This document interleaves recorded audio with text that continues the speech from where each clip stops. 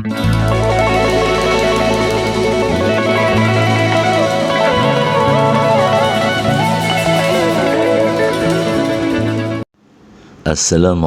warahmatullahi wabarakatuh. Saudaraku kaum muslim umat Rasulullah sallallahu alaihi wasallam yang dimuliakan Allah Subhanahu wa taala. Penganugerahan al-hikmah oleh Allah kepada siapa yang Dia kehendaki sangat berbeda dengan penganugerahan hadiah Nobel yang disaksikan oleh banyak orang di seluruh dunia. Al-hikmah dianugerahkan bukan atas dasar penilaian dari sebuah panitia atau lembaga dunia terhadap hasil karya seseorang, melainkan al-hikmah dianugerahkan oleh Allah kepada siapa yang Dia kehendaki. Allah lah yang berhak atas kekuasaannya memilih siapapun yang akan dianugerahkan al-hikmah. Siapapun, tak terkecuali di antara umat Rasulullah sallallahu alaihi wasallam. Adakah yang belum meyakini bahwa Allah lah yang menganugerahkannya? Perhatikan ayat ini. Yu'til hikmata may yasha wa may yu'tal hikmata faqad utiya khairan katsira wa may yazakkaru illa ulul albab. Allah menganugerahkan al-hikmah, pemahaman yang mendalam tentang Al-Quran dan hal-hal lain yang belum diketahui kepada siapa yang Dia kehendaki. Dan barang siapa yang dianugerahi al-hikmah itu, ia benar-benar telah dianugerahi karunia yang banyak, dan hanya orang-orang yang berakal, ulul albab, yang dapat mengambil pelajaran dari ayat-ayat Allah. Quran Surat Al-Baqarah ayat 269. Bagaimana proses penganugerahan al-hikmah itu berlangsung?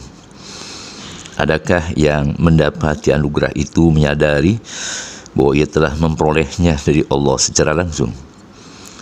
Sekali lagi, al-hikmah dianugerahkan oleh Allah kepada siapa yang Dia kehendaki tanpa perantaraan. Akan tetapi, sekiranya disimak lebih lanjut pada ayat-ayat lainnya, maka akan dapat dipahami bahwa proses penganugerahan itu diantarkan melalui pengajaran yang disampaikan oleh Rasulullah sallallahu alaihi wasallam. Kama arsalna fikum rasulan minkum yatlu alaikum ayatina wa yuzakkikum wa yu'allimukumul kitaba wal hikmah wa yu'allimukum ma lam takunu ta'lamun. Sebagaimana kami telah mengutus kepadamu rasul di antara kamu yang membacakan ayat-ayat kami kepada kamu dan menyucikan kamu dan mengajarkan kepadamu Alkitab, Al-Quran dan Al-Hikmah, serta mengajarkan kepada kamu apa yang belum kamu ketahui. Quran Surat Al-Baqarah ayat 151. Al-Quran diturunkan untuk umat yang hadir bersama Rasulullah SAW dan yang hadir kemudian hingga akhir zaman. Maka ayat itu tidaklah hanya diperuntukkan bagi orang-orang yang hadir bersama Rasulullah SAW saja, juga untuk umat beliau yang hadir sesudahnya. Karena itulah Al-Quran sebagai mukjizat yang diturunkan kepada nabinya dijadikannya sebagai pedoman bagi kaum mukmin sepanjang zaman.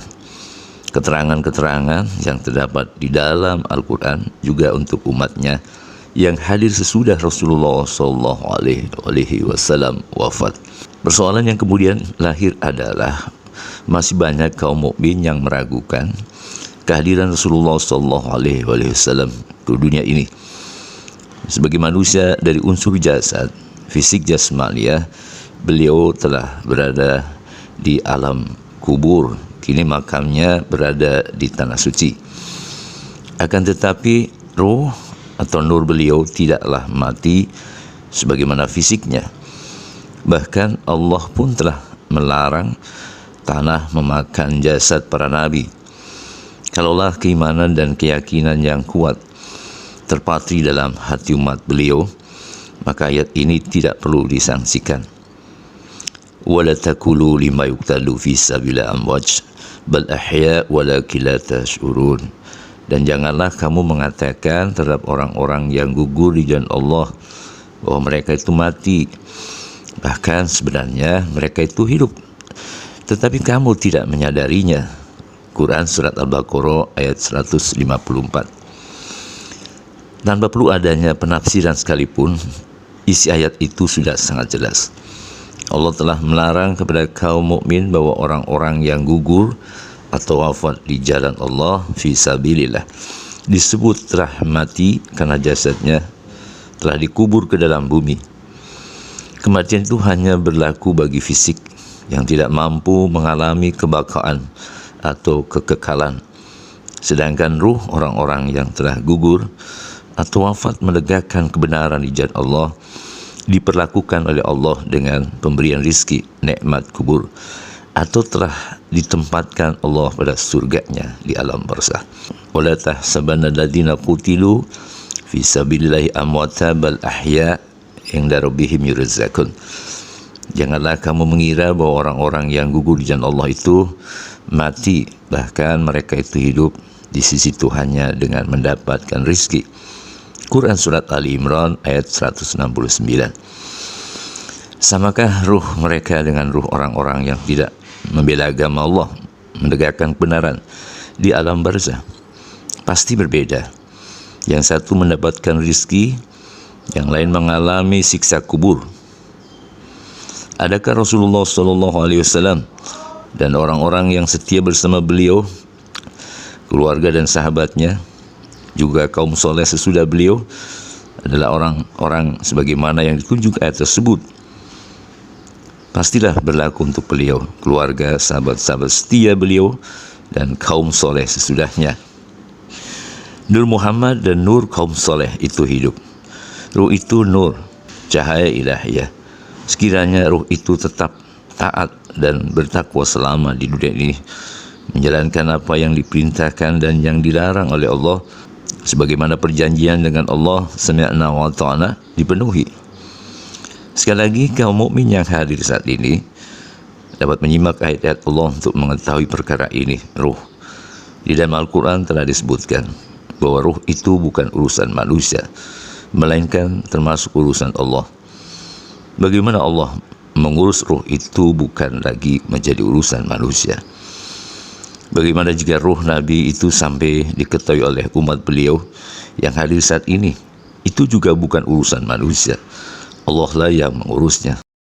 Allah yang maha mulia lagi maha bijaksana telah berfirman, wa yas'alunaka 'anir ruh qulir ruhi min amri rabbi wa ma utitu minal ilmi illa qalilah. Dan mereka bertanya kepadamu tentang ruh. Katakanlah, ruh itu termasuk urusan Tuhanku, dan tidaklah kamu diberi pengetahuan melainkan sedikit. Quran Surat Al-Isra ayat 85. Apa makna dari ayat itu?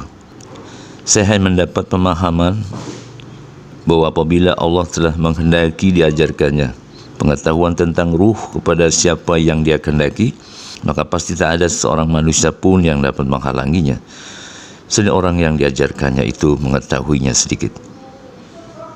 Jadi tak akan berpengaruh atas ketidakyakinan seseorang yang meragukan kepada siapa yang telah diajarkan sedikit pengetahuan ruh itu, selain orang yang diberi sedikit pengetahuan tentang ruh tersebut memahami ketika ruh atau nur Rasulullah SAW dan ruh atau nur orang-orang saleh atas izin Allah mengajarkan Al-Quran, Al-Hikmah, dan mengajarkan tentang apa yang belum diketahui umatnya, tentang berbagai hal yang sulit dijangkau oleh akal.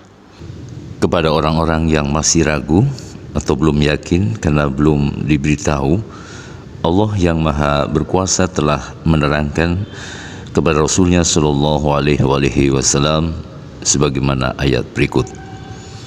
Wa qala alladziina la ya'lamuuna laula yukallimuna Allahu aw ta'tina ayah kadzalika qala alladziina min qablihim mithla qawlihim tashabahat qulubuhum qad bayyana al-ayati liqaumin yuqinun. Dan orang-orang yang tidak mengetahui berkata, mengapa Allah tidak langsung berbicara dengan kami atau datang tanda-tanda kekuasaannya kepada kami? Demikian pula orang-orang yang sebelum mereka telah mengatakan seperti ucapan mereka itu. Hati mereka serupa. Sesungguhnya kami telah menjelaskan tanda-tanda kekuasaan kami kepada kaum yang yakin. Quran Surat Al-Baqarah ayat 118. Atas dasar uraian tersebut, dapatlah dijelaskan tentang penganugerahan Al-Hikmah dari Allah kepada siapa yang Dia kehendaki sebagai berikut. Allah yang Maha Mulia berkehendak menganugerahkan Al-Hikmah kepada siapa yang Dia kehendaki. Lalu disampaikan kepada Rasulnya Sallallahu Alaihi Wasallam. Kemudian Rasulullah Sallallahu Alaihi Wasallam, Nur Muhammad bersama dengan Nur kaum saleh, ruh suci waliullah dari Ahlul Bait, dan kaum saleh yang setia kepada Nabi dan kecintaan kepada keluarganya, bersepakat Nur Rasulullah SAW bergabung di surga alam barzah dengan Nur Waliullah atau kaum soleh, menunjuk beberapa wali dan secara khusus dari keluarganya sendiri. Ada nutfah yang bersambung untuk mendatangi orang-orang yang telah dikehendaki oleh Allah tersebut ke dalam hatinya atau ruhnya. Penganugerahan Al-Hikmah didasarkan atas keluasan kasih sayang Allah kepada umat Nabi Sallallahu Alaihi Wasallam yang senantiasa tunduk dan patuh terhadap perintah dan larangan Allah. Diajarkan Al-Hikmah agar ditunjuki untuk tetap berada di jalannya yang lurus. Karena itu Al-Hikmah bukan ditujukan untuk menjadi kesombongan bagi yang mendapatkannya, melainkan agar tetap istiqomah menempuh perjalanan atau tariqah hingga sampai kepadanya ma'rifat. Kedudukan ma'rifat pun tidaklah dipandang telah cukup hanya untuk kepentingan dirinya sendiri, melainkan Allah hendak berbuat kepadanya yang sudah mencapai ma'rifat agar saling tolong menolong dalam kebajikan dan ketakwaan, bukan tolong menolong dalam dosa dan pelanggaran. Dan Allah pasti Maha mengetahui lagi Maha bijaksana apa yang telah diperbuat oleh hambanya tersebut. Demikian saudaraku, semoga bermanfaat. Assalamualaikum warahmatullahi wabarakatuh.